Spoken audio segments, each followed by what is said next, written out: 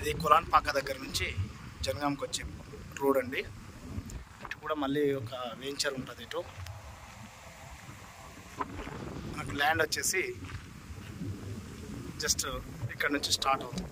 ఈ స్తంభం ఇది కాదండి, ఒక ఎకరంన్నర పెట్టేసి 50 చెట్లు కాంచాలి స్టార్ట్ అవుతుంది. రోడ్ ఫేసింగ్ మనకు 4 ఎకరాల వ్యవసాయ భూమి. ఇక్కడ చుట్టూ అన్ని వెంచర్లే ఉన్నాయి. ఇక్కడ కూడా ఒకటి వెంచర్ అవుతుంది. అది ఇదే రోడ్, దానికి కూడా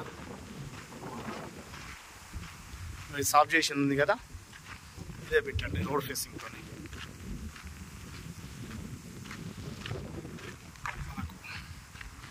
వెనకాల అక్కడ జెండా వాతి ఉన్నది కదా, అక్కడ వరకు వస్తుంది.